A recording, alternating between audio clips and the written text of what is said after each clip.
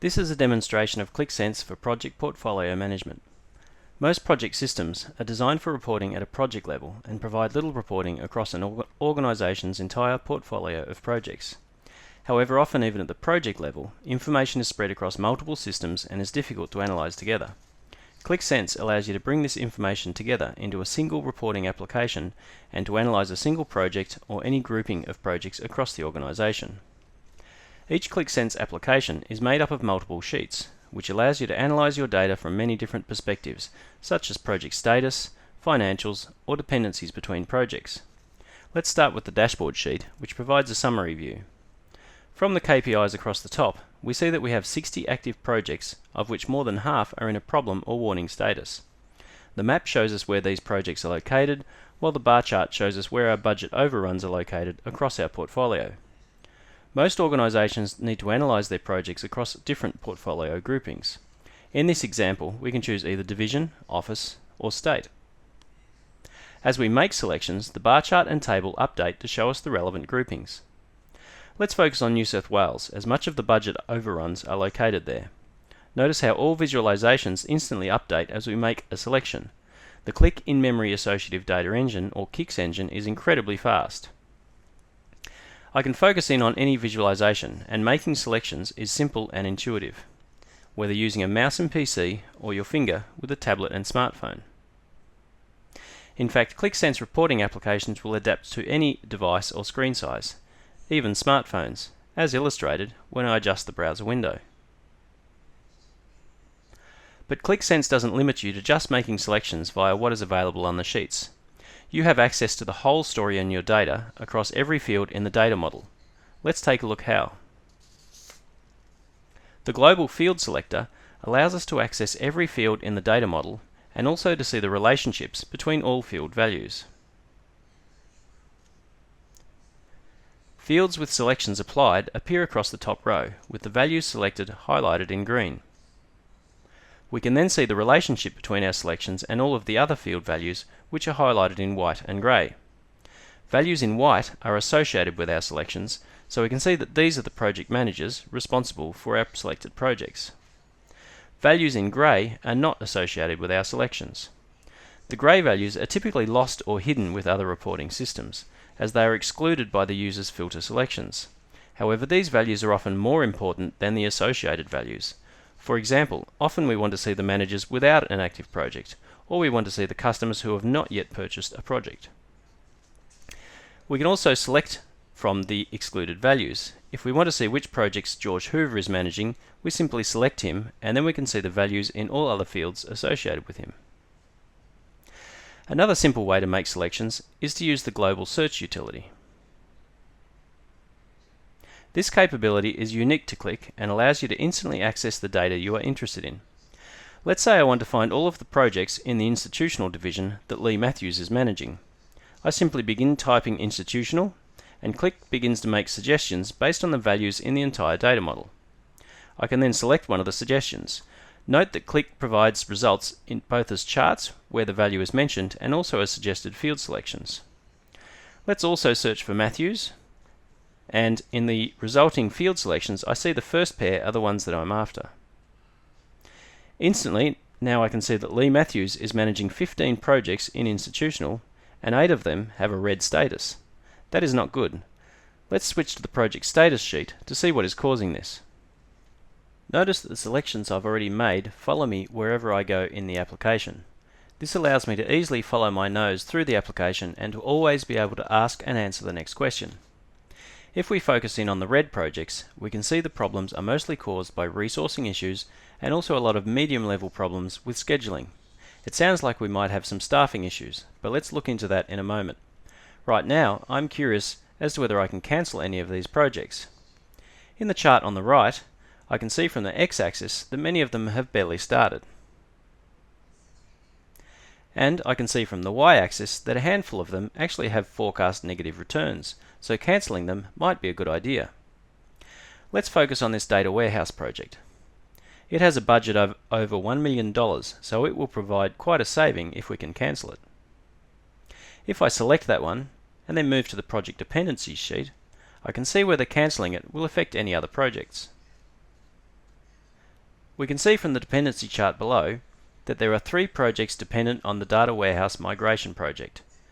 Note that this dependency chart is not a standard QlikSense chart, but QlikSense has been designed to be easily extended by using standard web technologies. This chart is one of many advanced charts that can be downloaded for free from our open source developer community. We can only see 2 of the 4 related projects listed in the table here. That is because we're filtering the list to only red projects managed by Lee Matthews. So let's clear a few of these extra filters. Once I clear the filters, we can see the full list of projects. It's now apparent that these projects combined will deliver a 30% return on investment, so cancelling the data warehouse project is actually not such a good idea. Okay, let's look into those resourcing problems that were indicated on the previous sheet. I'm going to clear all selections and move to the resourcing sheet to see how things look across the whole organisation. The resourcing sheet shows us the demand for the various roles over the coming weeks versus the supply of resources. The chart at the top of the page shows these relationships in bar chart form, while the table at the bottom shows it as a heat map. Looking at the heat map, we can see that there are a couple of resource roles where demand is going to exceed supply. One of these is the programmer role. Let's select programmers and see how that looks on the bar chart. We can see that we're going to run into increasing resource problems from about week 33 onwards. If we factor in senior programmers into the equation, we can see that they can help alleviate the problem a little, but not in its entirety. I think these are some findings I need to present to our HR team. QlikSense allows me to build a presentation to highlight my findings right here in the same interface. Firstly, I take a snapshot of the charts with the current selections applied. I can annotate these so that I can remember what they refer to. Then I create a new presentation or story within QlikSense. I can then add the snapshots that I've taken to my story and also add text and commentary. But let's actually take a look at a similar story that I've already created. This story has 4 sheets outlining my findings on the predicted resourcing problems. If I toggle into presentation mode, you can see how we can easily move through the sheets.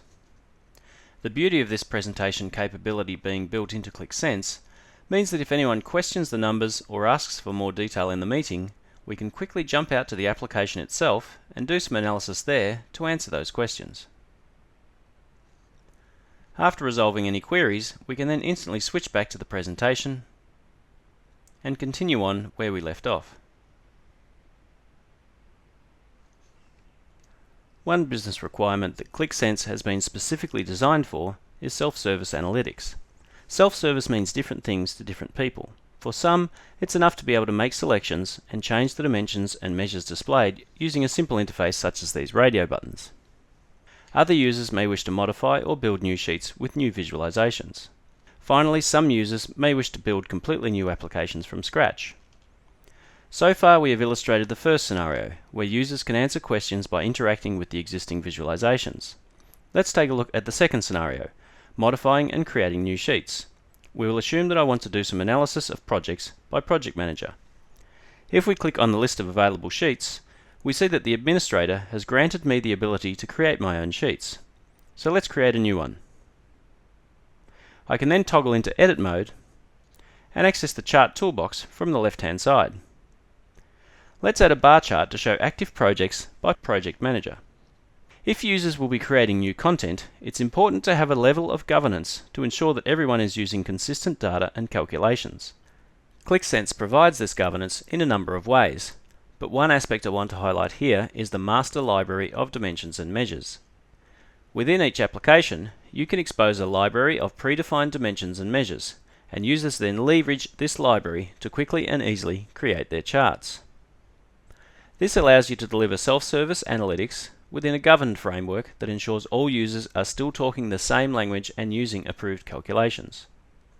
Let's change some properties of our chart here. We'll turn it on its side and we'll add a title. I'd also like users to be able to see the projects that each project manager is managing. So we'll copy this chart and then convert it into a table. I'm going to add some detail to the table, such as the budget details, and also the project name.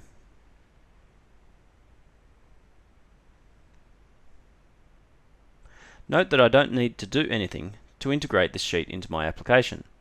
With Qlik Sense, everything just works. As I make some selections, those selections will then be carried across all of the other sheets, just like any other content that's built into the application. If you would like further information on how Qlik Sense can benefit your organisation, go to qlik.com or speak to your nearest Qlik partner.